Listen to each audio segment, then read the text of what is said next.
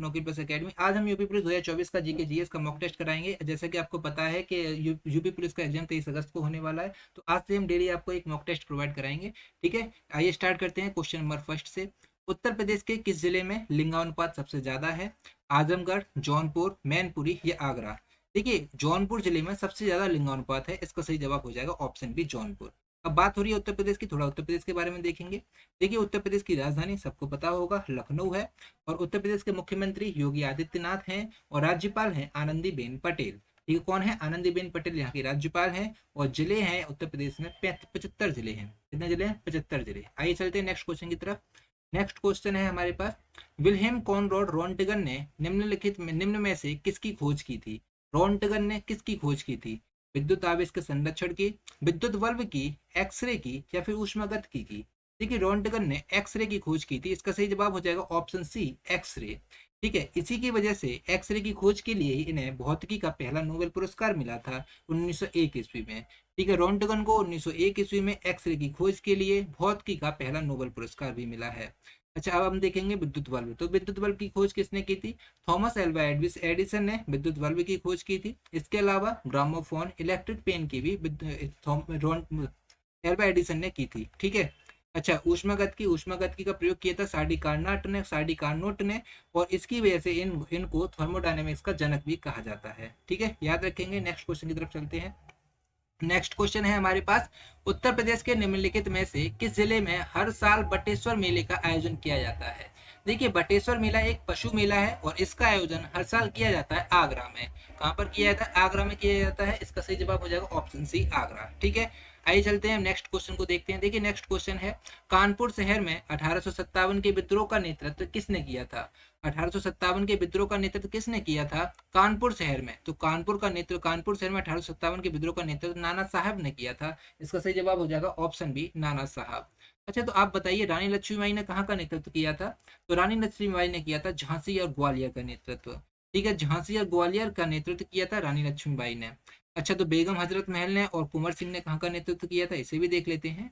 देखिए, बेगम हजरत महल ने किया था लखनऊ, आगरा और अवध का नेतृत्व किया था, और कुंवर सिंह ने बिहार के जगदीशपुर का नेतृत्व किया था। कहाँ का किया था? बिहार के जगदीशपुर का। इन्होंने ये सब नेतृत्व 1857 ईस्वी के विद्रोह में किए थे। ठीक है, याद रखेंगे। नेक्स्ट क्वेश्चन देखते हैं। नेक्स्ट क्वेश्चन है, ग्रांड ट्रंक रोड किसके द्वारा बनवाया गया था? यानी कि जीटी रोड किसके द्वारा बनवाया गया था? अकबर, अलेक्जेंडर, शेरशाह सूरी या अशोक के द्वारा? देखिए, जीटी रोड जो बनवाया गया था वो शेरशाह सूरी के द्वारा बनवाया गया था। इसका सही जवाब हो जाएगा ऑप्शन सी, शेरशाह सूरी। ठीक है, याद रखेंगे। ठीक है, शेरशाह सूरी ने कब से कब तक शासन किया था आपको पता होना चाहिए। शेरशाह सूरी ने सबसे पहले तो बिहार का शासन किया था 1530 से लेकर 1540 तक। ठीक है, शेरशाह सूरी जो था वो एक अफगान शासक था। कौन सा शासक था? अफगान शासक। इसके बाद इसने हुमायूं को हराया 1540 में। हुमायूं को हराने के बाद 1540 से लेकर 1545 तक दिल्ली व आगरा का शासक रहा था ये। कौन? शेरशाह सूरी। ठीक है, याद रखेंगे। आगे चलते हैं। नेक्स्ट क्वेश्चन है हमारे पास, उत्तर प्रदेश में किस जगह कांच की चूड़ियों के काम के लिए प्रसिद्ध है?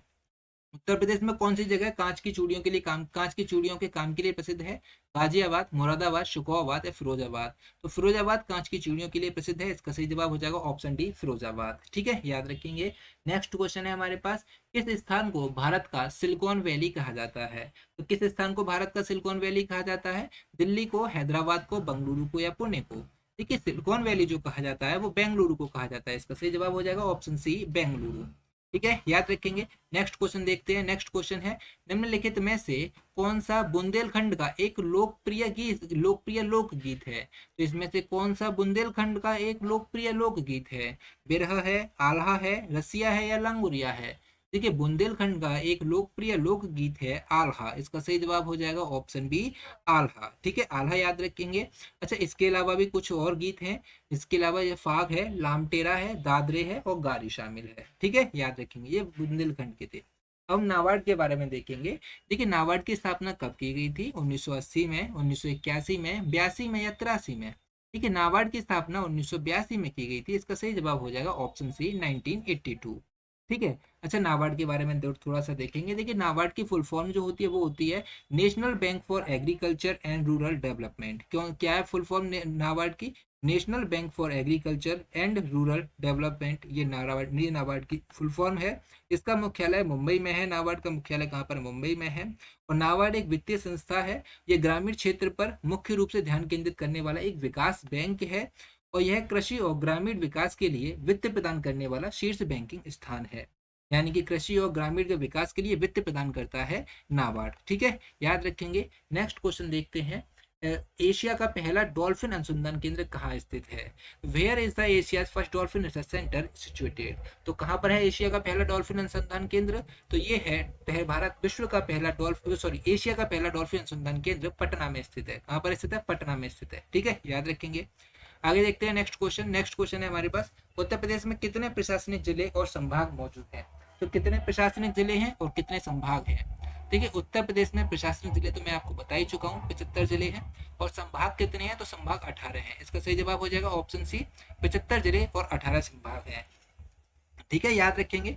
अब हम देखते हैं, आगे देखते हैं नेक्स्ट क्वेश्चन। नेक्स्ट क्वेश्चन है, प्रकृति के लिए वर्ल्ड वाइड फंड का लोगो जानवर क्या है? देखिए, प्रकृति के लिए वर्ल्ड वाइड फंड का लोगो क्या है? बिजोन है, कंगारू है, शेर है या पांडा है? देखिए, वर्ल्ड वाइड फंड का लोगो जो है, लोगो है पांडा। क्या है? पांडा। इसका सही जवाब हो जाएगा ऑप्शन डी, पांडा। ठीक है। अच्छा, नेक्स्ट क्वेश्चन देखते हैं। नेक्स्ट क्वेश्चन है, यूएनएफसीसीसी का पूर्ण रूप क्या है? यूएनएफसीसीसी का पूर्ण रूप क्या है? आपके पास चार ऑप्शन दे रखे हैं, आपको बताना है इन चार ऑप्शन में से यूएनएफसीसीसी का फुल फॉर्म क्या है।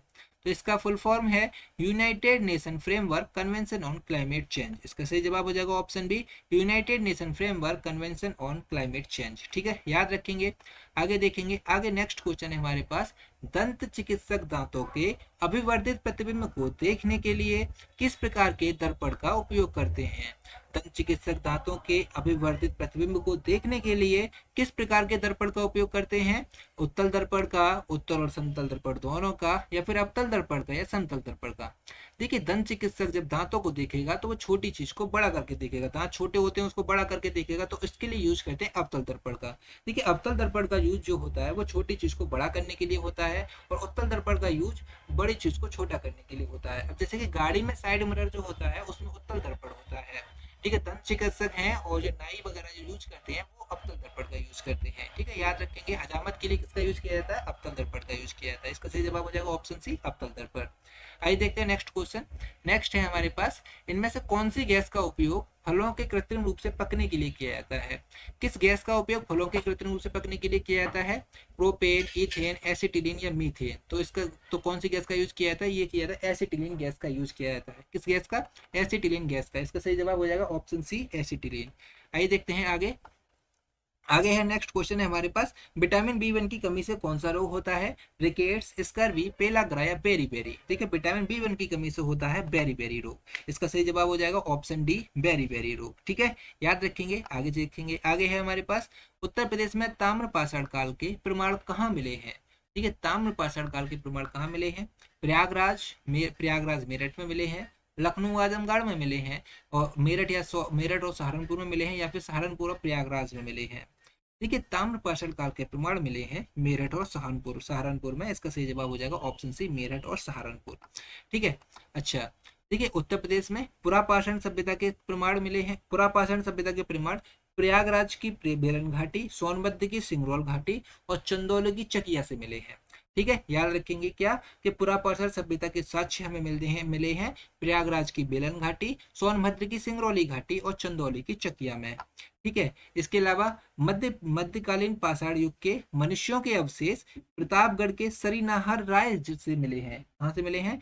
सरीनाहर राय और महादेव से प्राप्त हुए हैं। प्रतापगढ़ के सरीनाहर राय और महादेव से मनुष्यों के अवशेष मिले हैं मध्यकालीन पाषाण युग के। ठीक है, याद रखेंगे। इसके अलावा सरीनाहर राय बोलो या फिर सरायनहर राय बोलो, बात एक ही है। ठीक है, तो सरीनाहर राय प्रतापगढ़, मिर्जापुर, सोनभद्र, बुंदेलखंड की खुदाई में नवपाषाण काल के औजार और हथियार मिले हैं। तो नवपाषाण काल के औजार और हथियार कहाँ से मिले हैं हमें? मिर्जापुर से, सोनभद्र से और बुंदेलखंड से मिले हैं। ठीक है, याद रखेंगे। नेक्स्ट क्वेश्चन देखेंगे। नेक्स्ट क्वेश्चन है हमारे पास, उत्तर प्रदेश को कितने भौतिक भागों में विभाजित किया जा सकता है? उत्तर प्रदेश को कितने भौतिक भागों में विभाजित किया जा सकता है? 2, 7, 4 या 3? ठीक है, 3 भौतिक भागों में विभाजित किया जा सकता है। इसका सही जवाब हो जाएगा ऑप्शन डी, 3। तीन भौतिक भागों में विभाजित किया जा सकता है। कौन कौन से, इसे देख लेते हैं। सबसे पहला है भाबई और तराई बेल्ट, ठीक है, भाबई और तराई बेल्ट। दूसरा है गंगा का मैदान, और तीसरा है दक्षिण का पठारी क्षेत्र। तीसरा क्या है, दक्षिण का पठारी क्षेत्र है।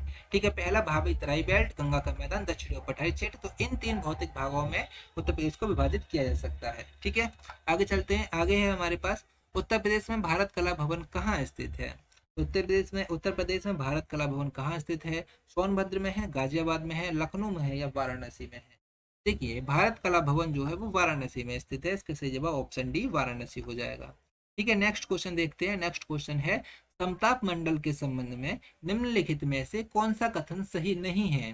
ठीक है, समताप मंडल के संबंध में निम्नलिखित में से कौन सा कथन सही नहीं है। पहला कथन है, यह मध्य मंडल के ऊपर स्थित है। जी नहीं, देखिए ये मध्य मंडल के नीचे स्थित है। समताप मंडल मध्य मंडल के नीचे स्थित है। तो पहला तो गलत, पहले ही गलत हो जाएगा, तो पहले ही इसका सही जवाब हो जाएगा। अच्छा, और भी ऑप्शन देख लेते हैं। देखिए, यह 50 किलोमीटर की ऊंचाई तक फैला हुआ है। जी बिल्कुल सही बात है। इसमें ओजोन गैस की परत पाई जाती है। ये भी बिल्कुल सही बात है कि समताप मंडल में ओजोन गैस की परत पाई जाती है। यह परत बादलों से लगभग मुक्त होती है। जी ये भी सही बात है, यह परत बादलों से लगभग मुक्त होती है। देखिए, क्षोभ मंडल में बादल होते हैं, और देखिए जो मौसम संबंधित जितनी भी घटनाएं होती हैं वो सब क्षोभ मंडल के अंतर्गत होती हैं। और क्षोभ मंडल के ऊपर समताप मंडल होता है, और समताप मंडल जो होता है वो बादलों से लगभग मुक्त होता है। इसका सही जवाब हो जाएगा केवल और केवल ऑप्शन ए, यह मध्य मंडल के ऊपर स्थित है। इसने गलत पूछा है तो इसने गलती हमने बताया है। हम देखिए बता देते हैं, यहाँ पे थोड़ा सा परतों के बारे में बता देते हैं। देखिए, बढ़ती ऊंचाई के साथ तापमान परिवर्तन के आधार पर पृथ्वी के वायुमंडल को 5 प्राथमिक परतों में बांटा गया है। तो ये 5 परतें कौन कौन सी हैं, ये दे देते हैं। देखिए, पहली परत है क्षोभ मंडल। यह वायुमंडल की सबसे निचली परत है, जो पृथ्वी की सतह से ध्रुवों पर लगभग 12 किलोमीटर की औसत ऊंचाई और भूमध्य रेखा पर 18 किलोमीटर तक फैली हुई है। क्षोभ मंडल वह जगह है जहां मौसम की घटनाएं घटित होती हैं। देखिए, मौसम की घटनाएं कहाँ घटित होती हैं, क्षोभ मंडल में होती हैं। और इसमें पृथ्वी का अधिकांश वायु, द्रव्यमान और नमी होती है। ठीक है, अब हम देखते हैं समताप मंडल को। ठीक है, समताप मंडल क्षोभ मंडल के ऊपर समताप मंडल है, जो क्षोभ मंडल के शीर्ष से लगभग 50 किलोमीटर की ऊंचाई तक फैला हुआ है। और समताप मंडल में ओजोन परत होती है। कौन सी परत होती है, ओजोन परत होती है। ओजोन परत सूर्य की हानिकारक पराबैंगनी विकिरण को अवशोषित करने में महत्वपूर्ण भूमिका निभाती है। किसमें किसमें महत्वपूर्ण भूमिका निभाती है, जो सूर्य से आने वाली यूवी रेज होती हैं उनको अवशोषित करने में महत्वपूर्ण भूमिका निभाती है। और इससे क्या हो जाता है, इससे त्वचा कैंसर हो जाता है। यूवी रेज से क्या हो जाता है, त्वचा कैंसर हो जाता है, जो कि हानिकारक है। अच्छा, ये ओजोन परत का क्षरण करने वाली कौन सी गैस है। ओजोन परत का क्षरण करने वाली गैस है क्लोरोफ्लोरोकार्बन। अब क्लोरोफ्लोरोकार्बन पे रोक लगाई गई है। ठीक है, आगे इसके बाद है मध्य मंडल। मध्य मंडल समताप मंडल के ऊपर स्थित है, और ऊंचाई में लगभग 85 किलोमीटर तक फैला हुआ है। कितने किलोमीटर तक फैला हुआ है मध्य मंडल, 85 किलोमीटर तक फैला हुआ है। इस परत में बढ़ती ऊंचाई के साथ तापमान घटता जाता है। तो इसमें तापमान क्या हुआ, घटता जाएगा, जिससे तापमान बेहद कम हो जाता है। अब इसके बाद देख लेते हैं हम तापमंडल। ठीक है, तापमंडल में क्या होता है, तापमंडल मध्य मंडल के ऊपर शुरू होता है तापमंडल, और लगभग 600 किलोमीटर तक ऊपर की ओर फैला हुआ है। यह तीव्र सौर विकिरण के अवशोषण के कारण तापमान में उल्लेखनीय वृद्धि की विशेषता है। यह परत अंतरराष्ट्रीय अंतरिक्ष स्टेशन का घर है। ठीक है, तापमंडल जो है वो अंतरिक्ष स्टेशन का घर है। अंतरिक्ष स्टेशन कहाँ होता है, तापमंडल पर होता है। ठीक है, क्योंकि यह पृथ्वी की परिक्रमा करता है। और आयन मंडल इसी परत का एक भाग है। आयन मंडल भी तापमंडल में स्थित है। यह परत रेडियो प्रसारण में मदद करती है, और वास्तव में पृथ्वी से प्रसारित रेडियो तरंगें इसी परत द्वारा वापस पृथ्वी पर परावर्तित होती हैं। ठीक है, याद रखेंगे। अब हम बात करेंगे, लास्ट है भावमंडल। देखो, वायुमंडल पृथ्वी के वायुमंडल की सबसे बाहरी परत होती है, सबसे ऊपर वायुमंडल होती है।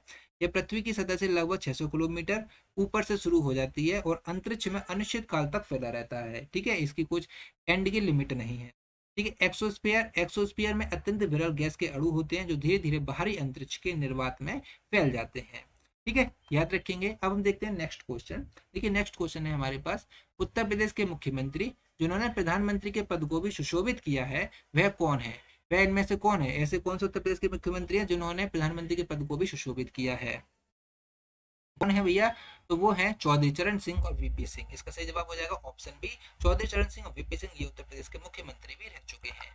ठीक है, आगे चलते हैं। आगे है नेक्स्ट क्वेश्चन है हमारे पास, नैरोबी निम्नलिखित देशों में से किसकी राजधानी है। नैरोबी किसकी राजधानी है, केन्या की, ऑस्ट्रिया की, उत्तरी कोरिया की, या यमन की। ठीक है, नैरोबी जो है वो केन्या की राजधानी है, नैरोबी। ठीक है, याद रखेंगे, नैरोबी की यहाँ की राजधानी है, केन्या की राजधानी है। नेक्स्ट क्वेश्चन देखते हैं। नेक्स्ट क्वेश्चन है, भूटान का राष्ट्रीय खेल क्या है? भूटान का राष्ट्रीय खेल क्या है? ब्रिज, तीरंदाजी, गोल्फ या बिलियर्ड? देखिए, भूटान का राष्ट्रीय खेल जो है वो है तीरंदाजी। भूटान का राष्ट्रीय खेल क्या है? तीरंदाजी है। ठीक है, याद रखेंगे। देखिए, तीरंदाजी भूटान का राष्ट्रीय खेल है और इसे 1971 में राष्ट्रीय खेल घोषित किया गया था। इसे 1971 में राष्ट्रीय खेल घोषित किया गया था। 1900 के ग्रीष्मकालीन ओलंपिक में तीरंदाजी को ओलंपिक में शामिल किया गया था। 1900 के ग्रीष्मकालीन ओलंपिक में तीरंदाजी को ओलंपिक में शामिल किया गया था। तीरंदाजी को कब शामिल किया गया था? 1900 में शामिल किया गया था।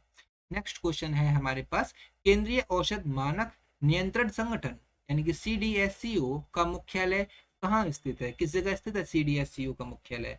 नई दिल्ली, मुंबई, पुणे या नोएडा? देखिए, केंद्रीय औषध मानक नियंत्रण संगठन का मुख्यालय है नई दिल्ली में स्थित। कहाँ पर स्थित है? नई दिल्ली में स्थित। ठीक है, याद रखेंगे। आइए देखते हैं नेक्स्ट क्वेश्चन। नेक्स्ट क्वेश्चन है हमारे पास, शुद्ध राष्ट्रीय उत्पाद प्राप्त करने के लिए हम सकल राष्ट्रीय उत्पाद में से क्या घटाते हैं? सकल राष्ट्रीय उत्पाद में से हम क्या घटाते हैं, यानी कि ग्रॉस नेशनल प्रोडक्ट में से क्या घटाते हैं नेट नेशनल प्रोडक्ट को प्राप्त करने के लिए? हानि या मूल्यह्रास, आयात, अंतरिम भुगतान या अप्रत्यक्ष कर? देखिए, ग्रॉस में से नेट प्राप्त करना होगा तो हम हानि और मूल्यह्रास को घटाएंगे। क्या घटाएंगे? हानि या मूल्यह्रास को घटाते हैं। ठीक है, देखिए, नेट नेशनल प्रोडक्ट यानी कि NNP बोलते हैं, नेट नेशनल प्रोडक्ट को। NNP बराबर GNP माइनस के डेप्रिसिएशन। डेप्रिसिएशन का मतलब होता है मूल्यह्रास। क्या होता है? मूल्यह्रास। ठीक है, याद रखेंगे। आगे चलते हैं नेक्स्ट क्वेश्चन। नेक्स्ट क्वेश्चन है हमारे पास, पंजाब, हरियाणा, राजस्थान और तमिलनाडु राज्यों में किस जल का उपयोग बहुत अधिक होता है? सबसे ज्यादा किस जल का यूज होता है पंजाब, हरियाणा, राजस्थान और तमिलनाडु तमिलनाडु राज्यों में? तो किस जल का यूज होता है? वो होता है भूमिगत जल का यूज होता है। किस जल का यूज सबसे ज्यादा होता है? भूमिगत जल का यूज सबसे ज्यादा होता है। ठीक है, याद रखेंगे। आगे देखेंगे। आगे है हमारे पास, स्वतंत्र भारत की लोकसभा के पहले अध्यक्ष कौन थे? स्वतंत्र भारत की लोकसभा के पहले अध्यक्ष कौन थे? देखिए, स्वतंत्र भारत की लोकसभा के पहले अध्यक्ष थे GV मावलंकर। कौन थे? GV मावलंकर थे स्वतंत्र भारत की लोकसभा के पहले अध्यक्ष। ठीक है, ठीक है, आगे देखते हैं। आगे है हमारे पास, राज्यसभा के कितने सदस्य राष्ट्रपति द्वारा मनोनीत किए जाते हैं? देखिए, राज्यसभा के कितने सदस्य राष्ट्रपति के द्वारा मनोनीत किए जाते हैं? तो ये है 12 सदस्य राष्ट्रपति के द्वारा मनोनीत किए जाते हैं। इसका सही जवाब हो जाएगा ऑप्शन ए, 12 सदस्य। ठीक है, देखिए, राज्यसभा में कितने अधिक से अधिक सदस्य रह सकते हैं और लोकसभा में कितने अधिकतम सदस्य रह सकते हैं? राज्यसभा में अधिकतम 250 सदस्य रह सकते हैं, जबकि लोकसभा में अधिकतम 550 सदस्य हो सकते हैं। ठीक है, प्रेजेंट में।